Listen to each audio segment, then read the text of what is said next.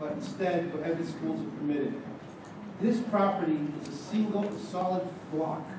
It's interesting. Mr. Henry, can I stop you right there? Because I wholeheartedly agree with your assessment on this, and that's my recommendation to the board. That this is permitted, it's the appropriate zone for it, and I think you should move forward with this issue unless the board has any further question or discussion.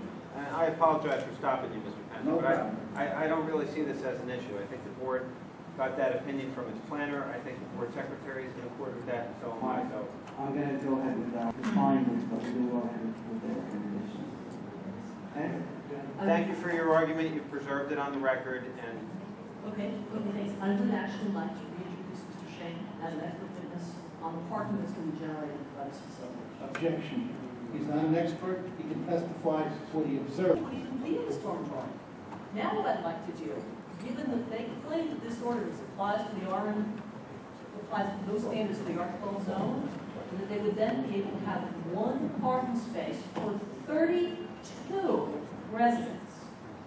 I'd like to ask, do you have reason to understand the, shall we say, automotive transportation needs of the yeshiva students at an institution such as this? And for members of the board, such as myself, who may not be so fully familiar with what a yeshiva student is, I tend to think they were college students. excuse me, objection, ask questions. That's a hypothetical. Are these college students? Objection. You can't give a hypothetical to a fact witness. He can only testify as to his own knowledge.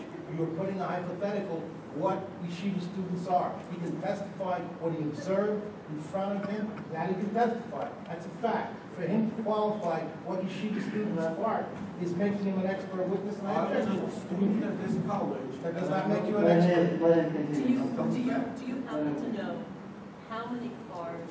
Wait, there was a question. The question was, are these yeshiva students? Did Mr. Pence object to that? It's fine. He can continue.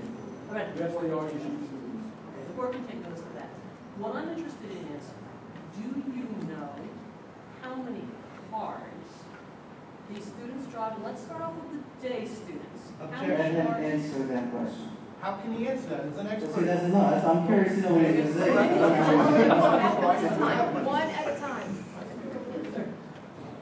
When Beth Gavoya came in front of the board to build the original dining room building, the question was asked of the yeshiva, who I was then a member of it, how many cars are there now of the students that come?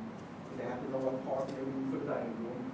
And the answer that I asked Rip Schneider Cutler, how many cars are there? And he told me 8 cars. The answer said, This is in 1980. Just for the record, this was in 1980. This is Or an issue. later. What's the relevancy of this? There's no relevance. That's why I let him If continue. the committee has determined that there's a parking standard that's based on objective criteria. Well, that's then part of, and What, I mean, that's just a statistical right, cutoff point. and with all due respect, we put it in a It means request, the- and as far as I can tell, there is no objective criteria.